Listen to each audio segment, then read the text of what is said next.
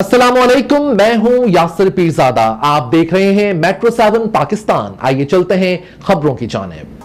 मुजफ्फरगढ़ जमीयत उलमा इस्लाम के सरबराह मौलाना फजल रहमान ने कहा है कि वह इन असम्बलियों को एस्टेब्लिशमेंट की असम्बलियाँ कहते हैं। ये अवाम के नुमाइंदा नहीं। पार्लियामेंट में अवाम के नुमाइंदे होने चाहिए, जासूस अदारों के नुमाइंदे नहीं होना चाहिए। मुजफ्फरगढ़ के जंग रोड पर अवामी असम्बली के अनुमान से मुनक़िदा एहतजाजी जलसे से खिताब करते हुए मौलाना फजल रहमान का कहना था कि JUI ने फरवरी 2022 के इंतखाबात को मुस्तरद कर दिया है। वो ताकतवरों को बताना चाहते हैं कि उनके पास ताकत का नशा होगा, लेकिन वो ताकतवरों की ताकत को जूते की नोक पर रखते हैं।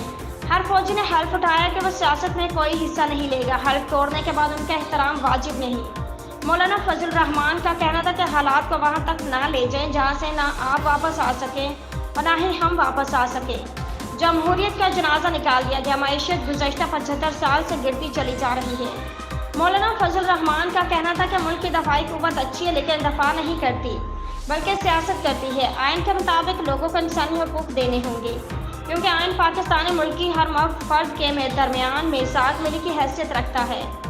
जमीयत उलमा इस्लाम के सरबराह का कहना था कि अफगानिस्तान की हुकूमत से मलाल किया जाता है कि पाकिस्तान में दहशत गर्दी क्यों हो रही है। दहशतगर्द सारा दबूर करके आते हैं तो सरहद पर तुम कहाँ होते हो।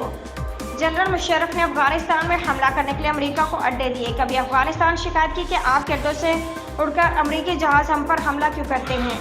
मौलाना फजल रहमान का कहना था कि ख़त्म नबूवत के हवाले से इस वक्त एक मुकदमा सुप्रीम कोर्ट में ज़ेर समाअत है, जिसका फैसला महफूज कर लिया गया है।